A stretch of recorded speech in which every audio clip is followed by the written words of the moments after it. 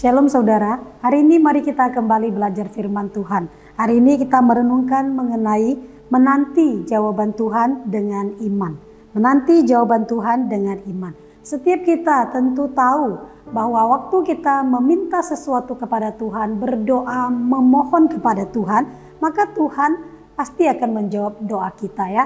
Nah, kita juga sering mendengar bahwa ada beragam jawaban Tuhan atas doa permohonan kita. Tuhan bisa menjawab dengan iya, aku akan kasih kamu. Atau Tuhan mengatakan tidak, saya tidak akan berikan untuk kamu.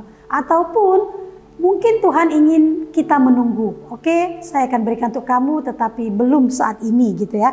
Nah, seringkali ketika kita meminta sesuatu kepada Tuhan, berdoa kepada Tuhan, setelah itu, waktu kita menantikan jawaban Tuhan itu, hati kita itu penuh dengan gejolak di dalam menanti.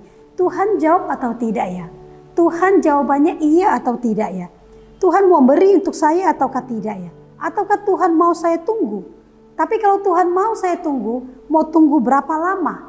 Dan biasanya ketika kita menunggu, khususnya ketika itu semakin lama atau bahkan sampai terlalu lama, waktu itu masih adakah iman di dalam hati kita? Masih adakah keyakinan bahwa Tuhan itu sanggup mengabulkan apa yang kita pinta? Saudara, di dalam Yakobus pasal 1 ayat ke-6 sampai 8. Yakobus 1 ayat 6 sampai 8 saya bacakan.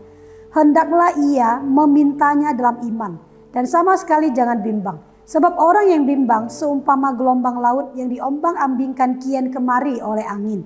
Orang yang demikian janganlah mengira bahwa ia akan menerima sesuatu dari Tuhan.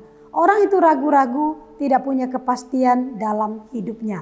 Bagian ini sedang bicara tentang hikmat. Kalau seseorang kekurangan hikmat, mintalah kepada Tuhan. Waktu minta kepada Tuhan, sama sekali jangan bimbang. Sama sekali jangan bimbang, artinya mintalah dengan penuh keyakinan. Menantilah dengan penuh iman. Nah saudara, di dalam Alkitab, dalam perjanjian lama ada kisah seorang bernama Hana ya. Hana istri dari Elkana, mamanya dari Nabi Samuel. Nah, saya akan bacakan beberapa ayat juga ya. Dalam 1 Samuel pasal 1 ayat yang ke-13 sampai ayat yang ke-18. Hana berkata-kata dalam hatinya dan hanya bibirnya yang bergerak, tetapi suaranya tidak kedengaran. Karena itu Eli menyangka perempuan itu mabuk. Lalu Eli berkata kepadanya, berapa lama lagi engkau masih mabuk? Singkirkanlah anggurmu. Tetapi Hana menjawab, bukan demikian Tuhan. Aku seorang perempuan yang sangat tertekan. Aku tidak minum anggur ataupun minuman keras, tetapi mencurahkan isi hatiku di hadapan Tuhan. Janganlah anggap hambamu ini perempuan tercela. Aku berbicara demikian lama karena aku sangat susah dan sakit hati. Jawab Eli, pergilah dengan damai. Allah Israel akan memberikan apa yang kau minta kepadanya. Berkatalah Hana, kiranya hambamu ini mendapat kemurahan hati Tuhan. Kemudian perempuan itu pergi, lalu ia makan dan mukanya tidak muram lagi. Kita mungkin banyak juga yang sudah mendengar tahu tentang kisah ini ya. Hana begitu merindukan seorang anak, dia berdoa memohon kepada Tuhan. Begitu bergumulnya dia, begitu sungguh-sungguh dia meminta kepada Tuhan, sampai bibirnya bergerak-gerak seperti berkomat-kamit begitu ya. Dia berdoa di bait Allah. Nah, sampai dikira dia adalah perempuan yang sedang mabuk, perempuan yang tidak baik. Nah, setelah dia mengatakan bahwa dia ini sedang berdoa, nah Imam Eli mengatakan kepada dia ya, pergilah, Allah Israel akan memberikan apa yang kau pinta.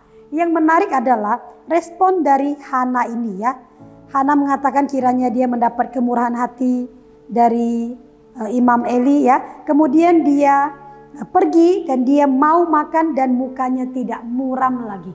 Ketika kita berdoa memohon sesuatu kepada Tuhan, jawabannya memang belum langsung kita terima. Bahkan kita mungkin tidak tahu jawabannya Tuhan akan mengabulkan ataukah seperti apa.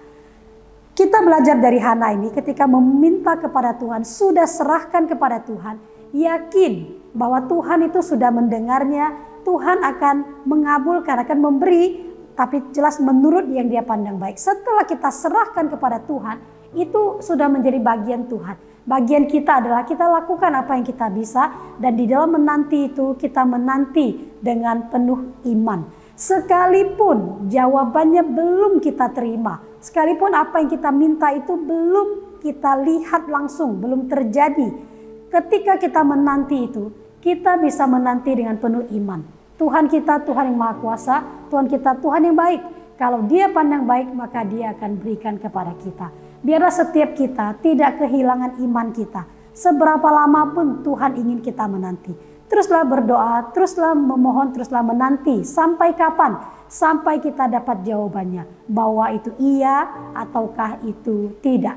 Nah, kita menyesuaikan diri kita kemudian dengan kehendak Tuhan. Kiranya Tuhan menolong setiap kita. Amin.